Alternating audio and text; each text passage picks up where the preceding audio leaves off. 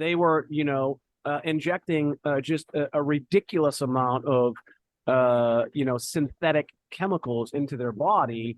And you really don't think that caused everything from heart disease to organ failure to cancer to, no, I mean, really? Yeah, really. Wow.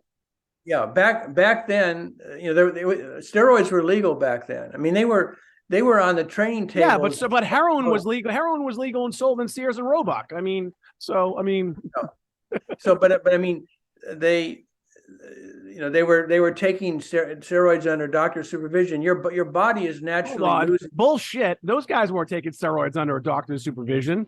Oh, yes, they were. Yes, they were. I knew the doctors. Yeah, but okay, all right, okay. I'll give you some books to read.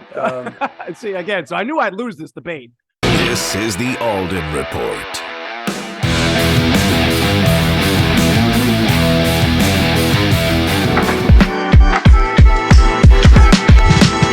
I'm super excited about our latest program. Look, we've been on television for close to 20 years, literally selling hundreds of millions of dollars worth of products and services that have had a positive impact on people's lives. We've created millionaires. If you've ever watched television, you've most likely seen me on television, not dressed like this, but in a suit and a tie. Listen, we've re-engineered the process. We're allowing people, a small group of people, whether you're an author, whether you're a business coach, whether you're an entrepreneur, whether you have a program or a service that you feel as though that can have a positive impact on people's lives, and you want to up-level your game. You're tired of what's going on social media. You're tired of AI is not kicking in. You're tired of all the money that you're spent and you're not seeing any return. You're tired of all these fraudsters out there that tell you they're going to put you in Huffington Post or USA Today or Forbes, and it's nothing just but a joke. You want to be in front of millions of people every single day all over the country. Folks, we've been doing it for 20 years. We've re-engineered the process. We've made it possible for the average everyday person to participate in this. If you want to up-level your game, if you truly want to build your profile, if you truly want to get in front of millions of people every single day, send me a direct message at Mike Alden. See it on the bottom of the screen. At Mike Alden, put TV in the message, and I will get back to you personally and see if you're a good fit for us. Again, send me a direct message at Mike Alden. Send me the message TV, and we'll see if you're a good fit.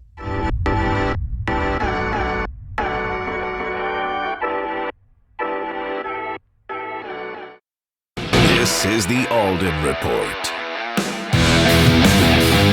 All right. Well, my name is Mike Alden. We are here in Blue Bay Studios. Almost pulled my microphone off the stand. That's okay. I got my 99-cent glasses, and I'm rocking the shirt that, from a visual standpoint for cameras, it might be a little wacky, but I really don't care because it's an XL, and I haven't worn an XL in I don't know how long.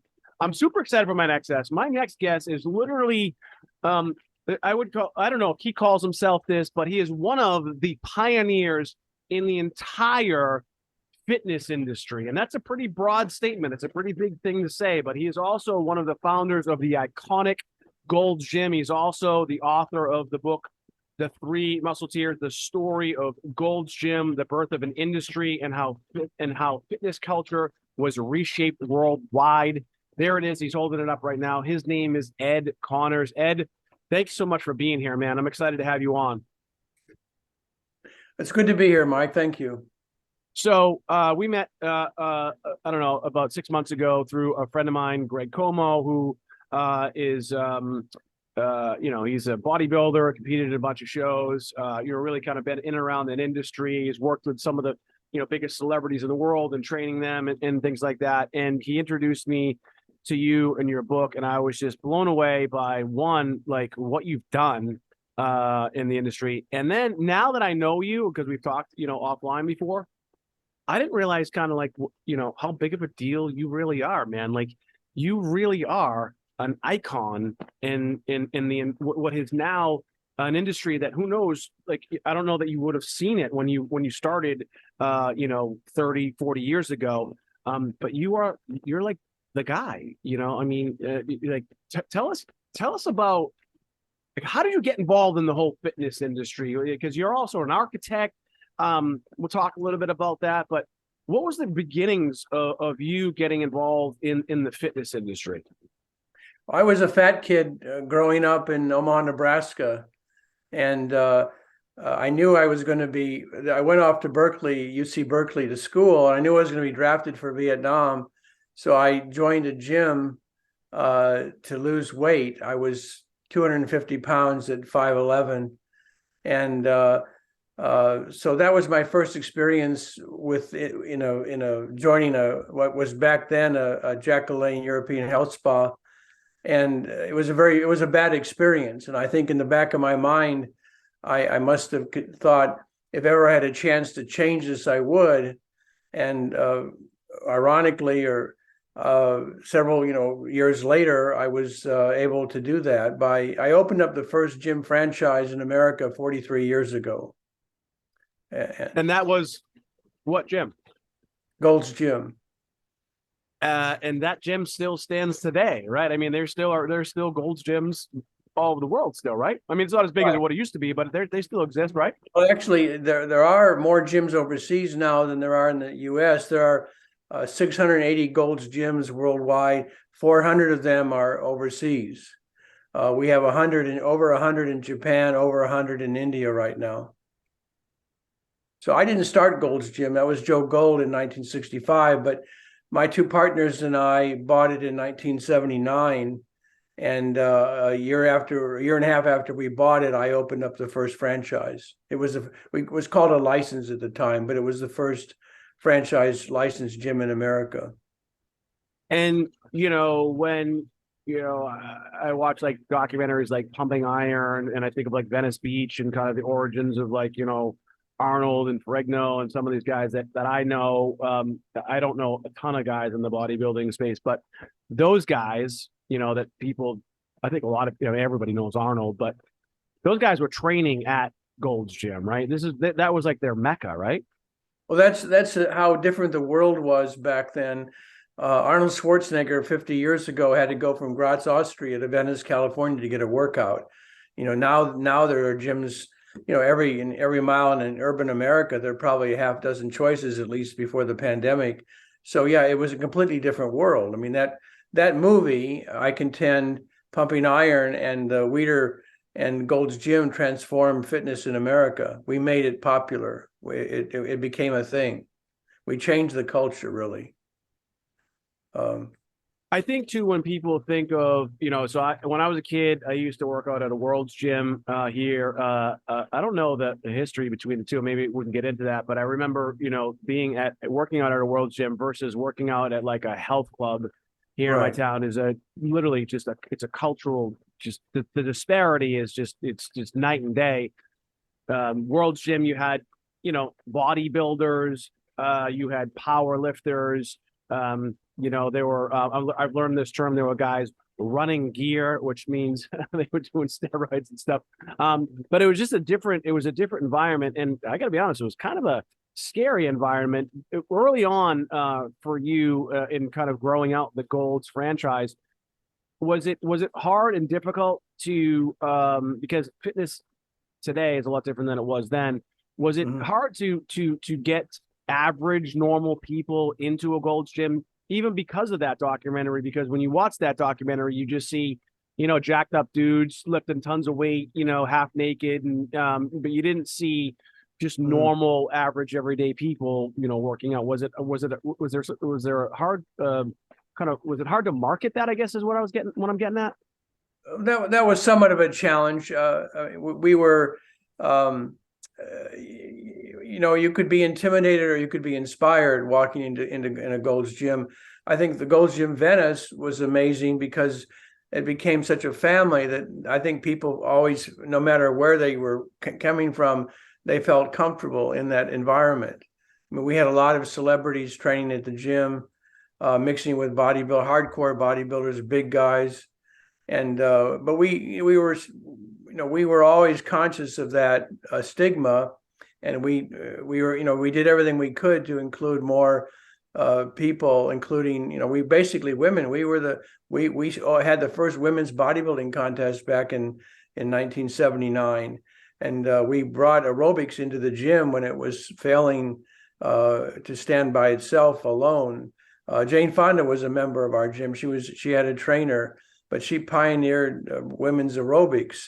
and we brought it into the gyms. And we also brought bikes. When I bought Gold's Gym with my two partners, there wasn't one bike in the gym.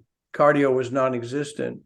So we brought that into the gym, and we tried to be on top of where it was going and recognize the new trends to get more people involved.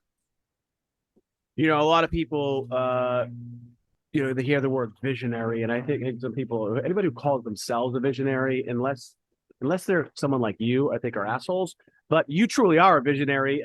You've seen trends, and even now you're seeing trends. We're going to talk a little bit about kind of what you're doing and your journey now, even years later, in trying to and you are changing even the current fitness industry today. But back then, when you introduced cardio into the gym, was that like a big deal? Were people like, did they see these? See, and the reason why I asked that question too is because, like, I remember being at the gym. I mean, I'm 47, so I mean, I didn't start really hitting gyms until like the like late 80s.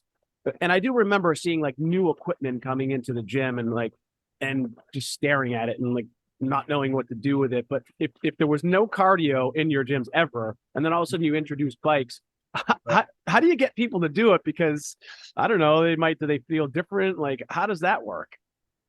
Well, I think people saw big guys riding bikes in the gym, and they thought, well, this is something that we should investigate.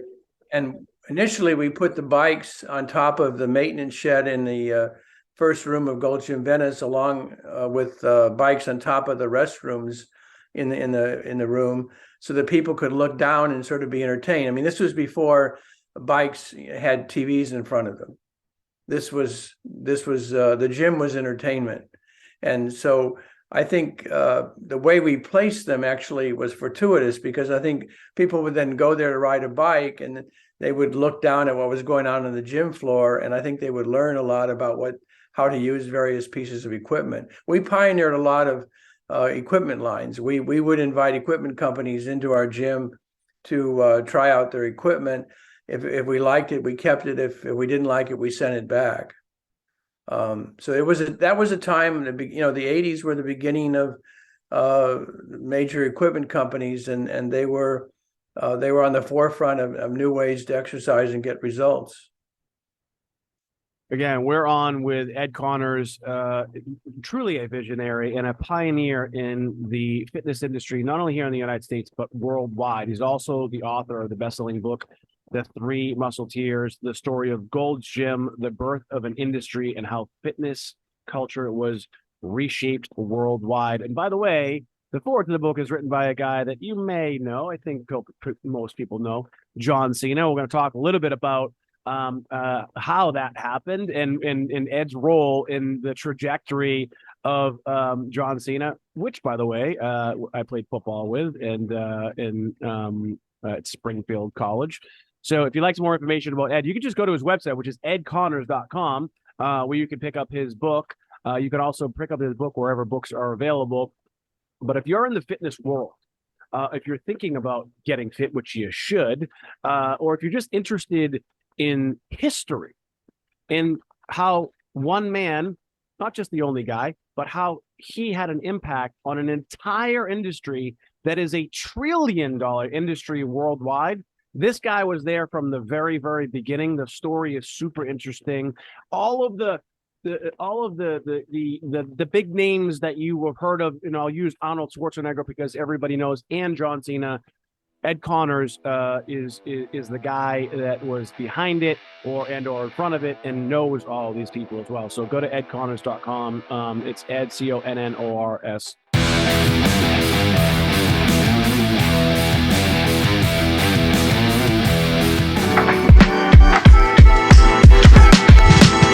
I'm super excited about our latest program. Look, we've been on television for close to 20 years, literally selling hundreds of millions of dollars worth of products and services that have had a positive impact on people's lives. We've created millionaires. If you've ever watched television, you've most likely seen me on television, not dressed like this, but in a suit and a tie. Listen, we've re-engineered the process. We're allowing people, a small group of people, whether you're an author, whether you're a business coach, whether you're an entrepreneur, whether you have a program or a service that you feel as though that can have a positive impact on people's lives, and you want to up level your game. You're tired of what's going on social media. You're tired of AI is not kicking in. You're tired of all the money that you spent and you're not seeing any return. You're tired of all these fraudsters out there that tell you they're going to put you in Huffington Post or USA Today or Forbes, and it's nothing but a joke. You want to be in front of millions of people every single day all over the country. Folks, we've been doing it for 20 years. We've re-engineered the process. We've made it possible for the average everyday person to participate in this. If you want to up-level your game, if you truly want to build your profile, if you truly want to get in front of millions of people every single day, send me a direct message at Mike Alden. See it on the bottom of the screen. At Mike Alden, put TV in the message, and I will get back to you personally and see if you're a good fit for us. Again, send me a direct message at Mike Alden. Send me the message, TV, and we'll see if you're a good fit.